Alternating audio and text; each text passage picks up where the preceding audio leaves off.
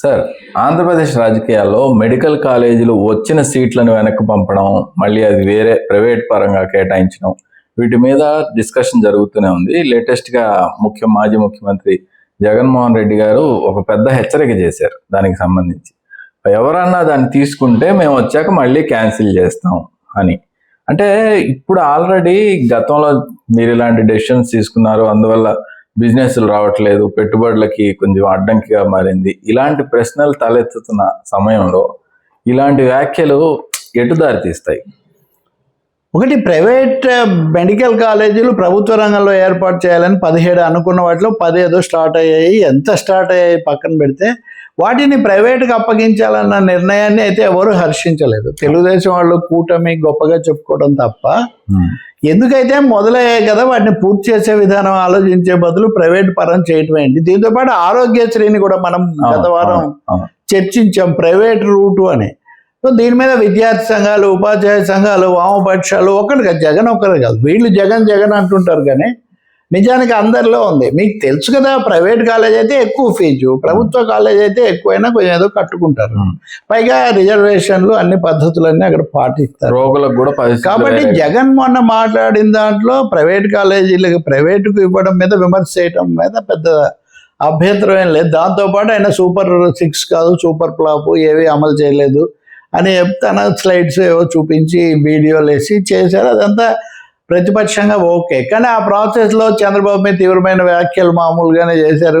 ఎక్కడన్నా పడి చావాలి ఇట్లాంటివి మాట్లాడారు. ఇవి బొత్తిగా అనవసరమైన, అవాంఛనీయమైనవి. యూరియా కొరత ఉంది లేదు అని వీళ్ళు అనొచ్చు, ఉంది, ఇంక అది నిజము. కాబట్టి ఇలాంటివి మాట్లాడారు. అదంతా ఒక ఎత్తు అయితే, కీలకమైంది మెడికల్ కాలేజీలు. మెడికల్ కాలేజీలో చాలా అన్యాయం చేశారు. మేము ఇంత ఖర్చు పెట్టాము, మీరు 5,000 కోట్లు 5 ఏళ్ల మీద ఖర్చు పెడితే పూర్తి అవుతాయి, దాన్ని కూడా మీరు చేయలేదా, మేము ఏదో చేస్తామనుకుంటూ. కాబట్టి దీని మీద ఆందోళన చేయాలి, పోరాడాలి, ధర్నాలు అన్నీ చేస్తాము, నేను కూడా అక్కడక్కడ పాల్గొంటాను. పైగా మొదటిసారిగా ఆయన నోట అందరూ వ్యక్తులు అందరు కూడా దీంతో కలిసి వచ్చే వాళ్ళందరూ కలిసి రావాలని నేను విజ్ఞప్తి చేస్తున్నాను. ఇది ఒక కొత్త అంశం. ఇంకా అంతకంటే ముఖ్యంగా చివరగా నేను ఒకటే చెప్తున్నా, ఎవరైనా ప్రైవేట్ వాళ్ళు దీన్ని పాడుకొని దీన్ని తీసుకోవడం కనుక చేస్తే మేము ఎట్లయినా వస్తాం, 3 ఏళ్లకు రాగానే ఇవన్నీ క్యాన్సిల్ చేస్తాం, మీ దగ్గర నుంచి మళ్ళీ మేము తీసేసుకుంటాం. కాబట్టి మీరు అనవసరంగా ఈ శ్రమపడి ఈ పని చేయకండి అని. ఇది ఒక ముందస్తు వార్నింగ్ లాంటిదే. గతంలో ఇలాంటివి ఉన్నాయా అంటే, ఇప్పుడు ఉదాహరణకు బార్లు, మద్యం విధానం తప్పుగా ఉంది, లిక్కర్ కేసులు అవన్నీ నడుస్తున్నాయి, అది వేరే చర్చ. కానీ బార్లు పాడుకోవడానికి ఎక్కువ మంది బిడ్డర్లు రాలేదని ప్రభుత్వ అధికారులే చెప్తున్నారు. ఎందుకంటే బహుశా ఇలాంటి ఆంధ్రప్రదేశ్లో గవర్నెన్స్కు సంబంధించి వీళ్ళు వస్తే వాళ్ళది, వాళ్ళు వస్తే వీళ్ళది తీసేస్తారు అనే ఒక వాతావరణం రావడం ఒక కారణం కావచ్చు. ఇక్కడ జగన్ బహిరంగంగానే అది చెప్తున్నారు. సరే, ప్రైవేట్లోకి వద్దు అనుకునే వాళ్ళు ఈ విషయం మంచిది అనుకున్నా, మేము వస్తూనే రద్దు చేస్తామని ముందస్తు హెచ్చరిక చేయడం మటుకు కొంచెం రాజకీయాల్లో కొత్త దీని కింద మనం తీసుకోవాల్సి ఉంటుంది. ఆయనకి ఇదివరకే ఉన్న ఇమేజ్ మీరు అన్నట్టు, నేను ఈరోజే చూస్తున్నా, ఏదో కాంక్లేవ్లో సజ్జల రామకృష్ణారెడ్డి మాట్లాడుతున్నారు. అందులో ఆయన అడిగారు, ఇప్పుడు పెట్టుబడులన్నీ వెనక్కి పోయాయి మీ వల్ల అంటున్నారు కదా, అంటే ఏం పోయాయో మాకు ఒకటొకటి లిస్ట్ రాసిమ్మనండి, మేము చెప్తాము అని ఒక సవాల్ విసిరారు. చెప్తారేమో ఎవరన్నా తెలియదు.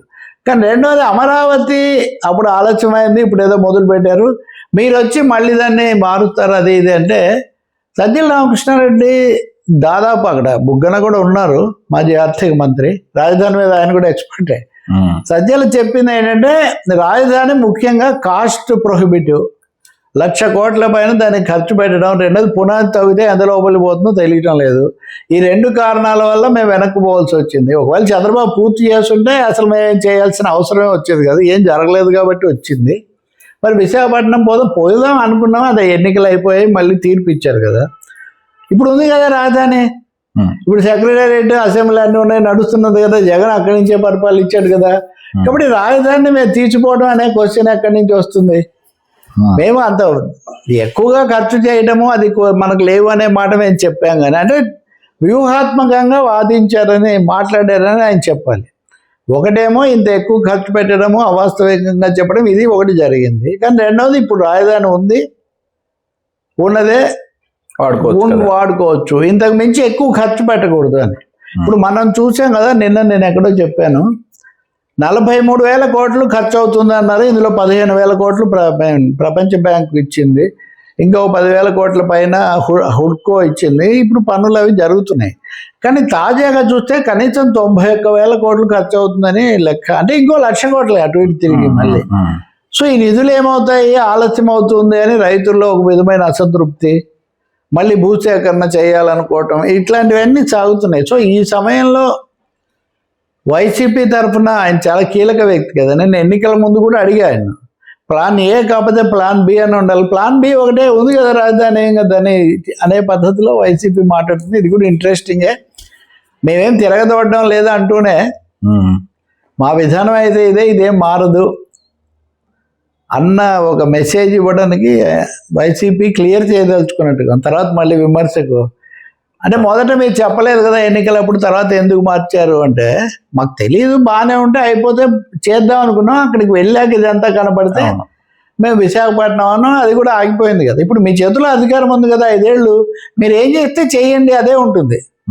సో ఇది వాళ్ళ సే ఈ 2-3 విషయాల్లో అంటే వైసీపీ క్లియర్ చేయాలి అనుకున్నట్టుగా అనిపిస్తుంది.